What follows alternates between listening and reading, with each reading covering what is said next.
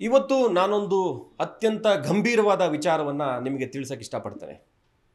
ಈ ಸುದ್ದಿಯನ್ನು ಪ್ರತಿಯೊಬ್ಬರು ನೋಡಲೇಬೇಕಾದಂಥ ಸುದ್ದಿ. ಯಾಕಂತಂದರೆ ಗೊತ್ತಿಲ್ಲದೇನೋ ನಿಮಗೆ ಯಾವ ರೀತಿಯಾದಂಥ ಅತಿ ದೊಡ್ಡ ಅಪಾಯಕ್ಕೆ ನೀವು ಒಳಗಾಗ್ತಿದ್ದೀರಿ ಅನ್ನೋ ವಿಚಾರವನ್ನು ನಾವು ನಿಮಗೆ ತೋರಿಸ್ತೇವೆ. ಇವತ್ತು ನಮ್ಮ ಜೊತೆ ಇದ್ದಾರೆ ಖ್ಯಾತ ಫಿಸಿಯೋಥೆರಪಿಸ್ಟ್ ದಿನೇಶ್ ಅವರು. ಅವರೊಂದು ನಿಮಗೆ ಅತ್ಯಂತ ಗಂಭೀರವಾದ ವಿಚಾರವನ್ನು ಎಕ್ಸ್ಪ್ಲೇನ್ ಮಾಡ್ತಾರೆ.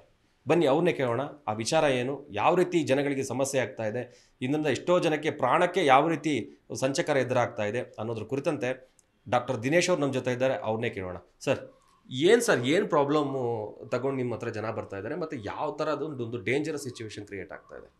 ಇವಾಗ ನಾವು ಮೊದಲು ಫಿಸಿಯೋಥೆರಪಿ ಅಂದರೆ ಕೇವಲ ಫ್ರ್ಯಾಕ್ಚರ್ ಆದವರು, ಡಿಸ್ಕ್ ಬಲ್ಜ್ ಆದವರು, ಈ ಥರ ಕೇಸ್ಗಳು ಅಷ್ಟೇ ನೋಡ್ತಾ ಇದ್ದವು. ಇತ್ತೀಚಿನ ಸಮಯದಲ್ಲಿ ಸಾಕಷ್ಟು ಜನ ಈ ಕುತ್ತಿಗೆ ನೋವಿಂದ ಬಳಲ್ತಾ ಇದ್ದಾರೆ. ಅದರಲ್ಲೂ ಬೆಂಗಳೂರಿನ ಜನರುಗಳಲ್ಲಿ ಇದು ಜಾಸ್ತಿ ಇದೆ, ಮತ್ತು ಗ್ರಾಮಾಂತರ ಪ್ರದೇಶಗಳಲ್ಲೂ ಇದು ಇವಾಗ ಸ್ಪ್ರೆಡ್ ಆಗಿದೆ ಆಫ್ಟರ್ ಈ ಸ್ಮಾರ್ಟ್ಫೋನ್ ಬಂದ ಮೇಲೆ. ಯಾಕಂದರೆ ಇವತ್ತು ನಮ್ಮ ಏನು ನಾವು ಪೇಷಂಟ್ಸ್ನಲ್ಲಿ ಕೇಳೋ ಒಂದು ಕ್ವಶನಲ್ಲಿ ಇವತ್ತು ಮೊಬೈಲು ಒಂದು ಕ್ವಶನ್ ಆಗಿದೆ.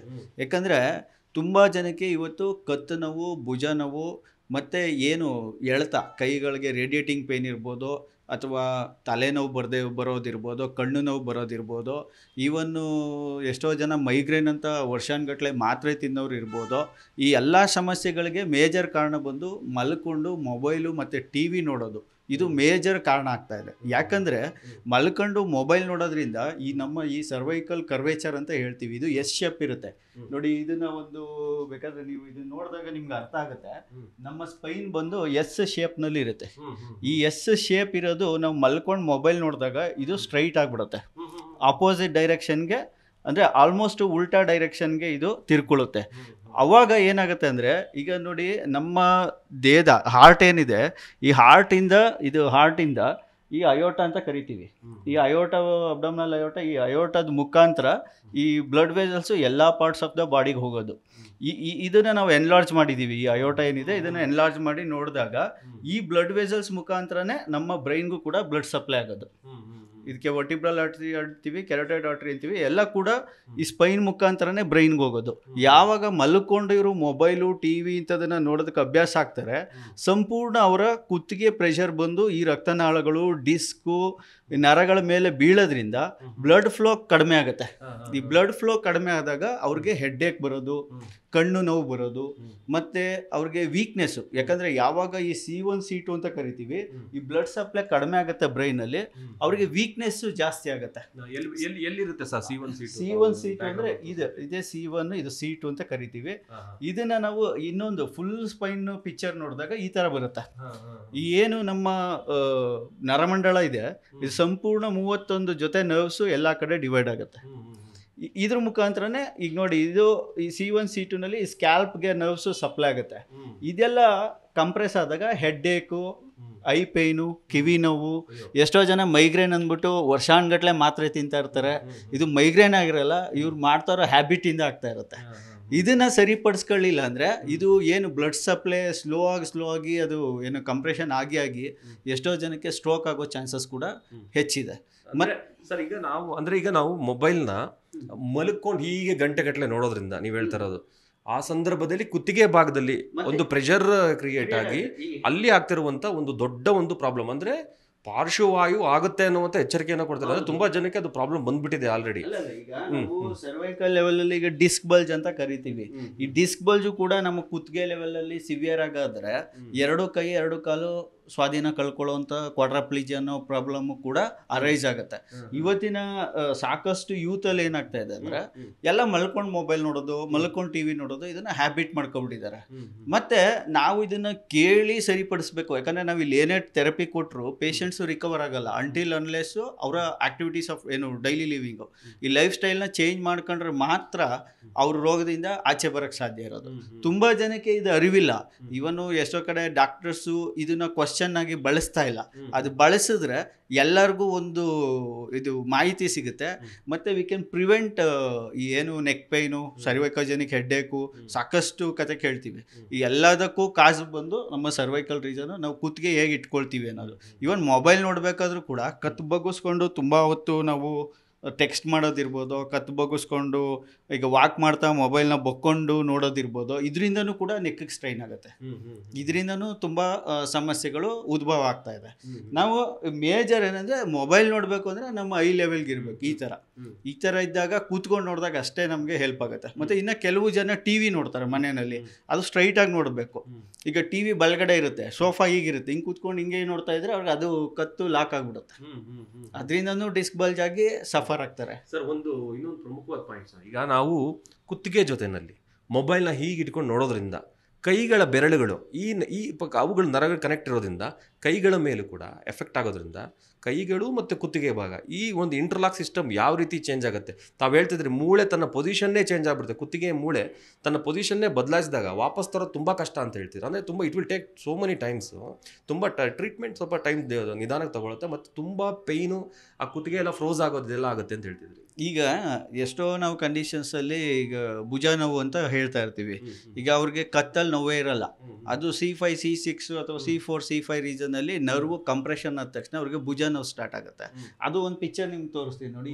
ಈ ಜಾಗದಲ್ಲಿ ಈಗ C5 ರೀಜನಲ್ಲಿ ಕಂಪ್ರೆಷನ್ ಇದ್ರೆ ಅವ್ರಿಗೆ ಬರೀ ಭುಜದಲ್ಲಿ ನೋವು ಬರ್ತಾ ಇರ್ಬೋದು, ಅಥವಾ ಬೆನ್ನಿಂಬಾಗ ನೋವು ಬರ್ತಾ ಇರ್ಬೋದು, ಅಥವಾ C6 ಇದ್ದಾಗ ಈ ಬರೀ ತಂಬಲ್ಲಿ ಅಷ್ಟೇ ಪೇಯ್ನ್ ಬರ್ತಾ ಇರುತ್ತೆ. ಅದು ಒಂದು ಪೇಪರ್ ಕೂಡ ಇಟ್ಕೊಳಕ್ಕಾಗಲ್ಲ ಎಷ್ಟೋ ಜನಕ್ಕೆ. ಈಗ C7 ಇದ್ದಾಗ ಈ ಮಿಡ್ ಫಿಂಗರ್ ಜಾಸ್ತಿ ಇರುತ್ತೆ, ರಿಂಗ್ ಫಿಂಗರ್ ಹತ್ರ ಪೇಯ್ನ್ ಬರ್ತಾ ಇರುತ್ತೆ. ಈ C8 ಇದ್ದಾಗ ಈ ಕಿರುಬೆರಳು, ಈ ಮೊಣಕೈ ಹಿಂಭಾಗ, ಎಷ್ಟೋ ಜನ ಇದನ್ನು ರಾಂಗ್ ಆಗಿ ಟೆನ್ನಿಸ್ ಎಲ್ಬೋ, ಗಾಲ್ಫ್ಲರ್ ಎಲ್ಬೋ, ಅವ್ರು ಟೆನ್ನಿಸೇ ಆಡಲ್ಲ, ಗಾಲ್ಫೇ ಆಡಲ್ಲ, ಇನ್ನು ಗಾಲ್ಫ್ಲರ್ ಎಲ್ಬೋ, ಟೆನ್ನಿಸ್ ಎಲ್ಬೋ ಎಲ್ಲಿ ಬರಬೇಕು. It's all related to neck region ಸಮಸ್ಯೆಗಳಿಗೆ ರಿಲೇಟೆಡ್ ಆಗಿರುತ್ತೆ. ಮತ್ತು ಮಲ್ಕೊಂಡು ಮೊಬೈಲ್ ನೋಡೋದ್ರಿಂದ ಏನಾಗುತ್ತೆ, ಎಂಟೈರ್ ಹ್ಯಾಂಡ್ ಲೋಡು ನೆಕ್ ಮೇಲೆ ಬೀಳುತ್ತೆ. ಅದು ಕಾನ್ಸ್ಟೆಂಟಾಗಿ ಬೀಳೋದ್ರಿಂದ ಈಗ ನೀವು ಬೇಕಾದರೆ ಒಂದು 50 kg ಮೂಟೆನ ಅಥವಾ ಲೇಬರ್ಸು ಕೆಲಸ ಮಾಡ್ಬೇಕಾದ್ರೆ ಆ್ಯಕ್ಟಿವ್ ಆಗಿ ಎತ್ತುತ್ತಿರ್ತಾರೆ, ಇಡ್ತಾ ಇರ್ತಾರೆ. ನೀವು ಅದನ್ನು ಕ್ವಶನ್ ಕೇಳ್ಬೋದು, ಈಗ ವೆಯ್ಟ್ ಎತ್ತುತ್ತಾರೆ ಅವ್ರಿಗೆ ಕುತ್ತಿಗೆ ನೋವು ಬರೋಲ್ಲ ಅಂತ. ಅವರು ಆ್ಯಕ್ಟಿವ್ ಆಗಿರ್ತಾರೆ, ಆಮೇಲೆ ಪೋಸ್ಚರ್ ಕರೆಕ್ಟಾಗಿರ್ತಾರೆ. ನೀವು minimal load longer period of time ಯಾವುದೇ ಒಂದು ಭಾಗದ ಮೇಲೆ, ದೇಹದ ಭಾಗದ ಮೇಲೆ ಬಂದರೆ ಅದನ್ನ RSI ಅಂತ ಕರಿತೀವಿ, ರಿಪಿಟೇಟಿವ್ ಸ್ಟ್ರೆಸ್ ಇಂಜುರಿ ಅಂತ. ಅಂಥ ಇಂಜುರಿ ಆಗೋದ್ರಿಂದ ಇದು ಪರ್ಮನೆಂಟ್ ಡ್ಯಾಮೇಜ್ ಆಗೋ ಚಾನ್ಸಸ್ಸು ಜಾಸ್ತಿ ಇರುತ್ತೆ. ಎಷ್ಟೋ ಜನ ಇದಕ್ಕೆ ಸರ್ಜರಿಗಳಿಗೆ ಹೋಗ್ತಾರೆ. Even after surgery also they are not getting. ಯಾಕಂದರೆ ಆಪ್ರೇಷನ್ ಆದಮೇಲೂ ಕೂಡ ನೀವು ಪೋಸ್ಟ್ ಆಪ್ ವಾರ್ಡಲ್ಲಿ ಟಿ ವಿ ಹಾಕಿರ್ತಾರೆ, ವಾರ್ಡಲ್ಲಿ ಆ ಪೇಷಂಟ್ ಮಲ್ಕೊಂಡೆ ಟಿ ವಿ ನೋಡ್ತಿರ್ತಾನೆ. ಸೊ ಅವ್ನ ಸಮಸ್ಯೆ ಹೋಗಲ್ಲ. ಸೊ ಇದಕ್ಕೆ ಮೇಜರ್ ಏನಂದರೆ ಅವರು ಮಲ್ಕೊಂಡು ಈಗ ಎಲ್ಲ ಬೆಡ್ರೂಮ್ಗಳಲ್ಲಿ ನೋಡಿ, ಯಾರೇ ಮನೆಯಲ್ಲಿ ಅದೊಂದು ಫ್ಯಾಷನ್ ಆಗಿಬಿಟ್ಟಿದೆ, ಬೆಡ್ರೂಮಲ್ಲಿ ಟಿ ವಿನ ಗೋಡೆಗೆ ಹಾಕ್ಕೊಳ್ಳೋದು. ಅದು ಹಾಕ್ಕೊಳ್ಳೋದ್ರಿಂದ ಇವತ್ತು ತುಂಬ ಜನಕ್ಕೆ ಈ ಸಮಸ್ಯೆಗಳು, ಅದರಲ್ಲೂ ಏಜ್ಡ್ ಈಗ ಇವತ್ತು ಏಜ್ ಆದವ್ರಿಗೆ ತುಂಬ ಸಮಸ್ಯೆ ಆಗ್ತಾ ಇದ್ದಾವೆ.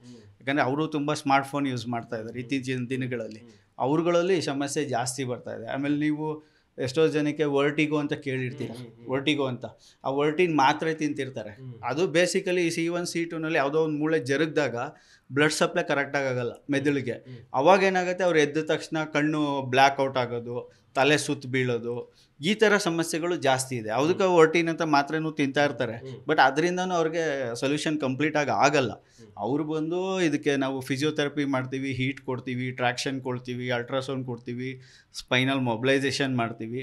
ಇದೆಲ್ಲ ಮಾಡಿದಾಗ ಏನಾಗುತ್ತೆ, ಪೇಷಂಟು ಕಂಪ್ಲೀಟ್ಲಿ ಆಚೆ ರಿಕವರ್ ಆಗ್ತಾರೆ.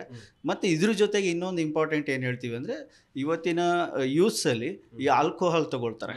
ಆಲ್ಕೋಹಾಲ್ ತೊಗೊಳ್ಳೋದ್ರಿಂದ ಈ ಸ್ಪೈನಲ್ ಮಸಲ್ಸಲ್ಲಿ ಮಯೋಗ್ಲೋಬಿನ್ ಅಂತ ಜಾಸ್ತಿ ಇರುತ್ತೆ, ಆ್ಯಂಟಿ ಗ್ರಾವಿಟಿ ಮಸಲ್ಸಲ್ಲಿ. ಈ ಮಯೋಗ್ಲೋಬಿನ್ ಯೂರಿನ್ ಮುಖಾಂತರ ಆಚೆ ಹೊರಟೋಗುತ್ತೆ.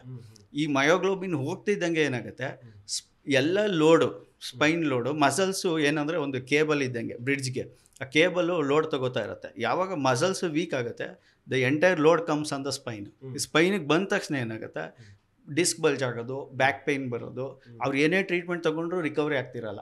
ಈ ಆಲ್ಕೋಹಾಲಿಂದನೇ ಯಾವಾಗ ಅವ್ರು ಆಲ್ಕೋಹಾಲ್ ಬಿಡ್ತಾರೆ ಬ್ಯಾಕ್ ಪೇಯ್ನ್ ಹೋಗುತ್ತೆ. ನಾನು ಎಷ್ಟೋ ಪೇಷಂಟ್ ಫಸ್ಟ್ ಕೇಳೋದೇ ಅದು, ನೀವು ಮಲ್ಕೊಂಡು ಮೊಬೈಲ್ ನೋಡ್ತೀರಾ, ಆಲ್ಕೋಹಾಲ್ ತೊಗೊಳ್ತೀರಾ, ಡಯಾಬಿಟೀಸಾ? ಈ 3 ಕ್ವಶನ್ನೇ ನಾವು ಮೇಯ್ನ್ ಕೇಳೋದು. ಡಯಾಬಿಟೀಸಲ್ಲಿ ಏನಾಗುತ್ತೆ ಅಂದರೆ, ಈ ಮೆಟ್ಫಾರ್ಮಿನ್ ಅಂತ ಮಾತ್ರೆ ತೊಗೋತಾರೆ. ಅದೇನು ಮಾಡುತ್ತೆ, ದೇಹದಲ್ಲಿರೋ ವಿಟಮಿನ್ B12ನ ಸುಮ್ಮನೆ 12 ಪಟ್ಟು ದೇಹದಿಂದ ಆಚೆ ಹಾಕ್ಬಿಡುತ್ತೆ. ಈ ವಿಟಮಿನ್ B12 ಕಡಿಮೆ ಆಗೋದ್ರಿಂದ ಏನಾಗುತ್ತೆ, ನರದ ಶಕ್ತಿ ತುಂಬ ಕುಗ್ಗುತ್ತೆ.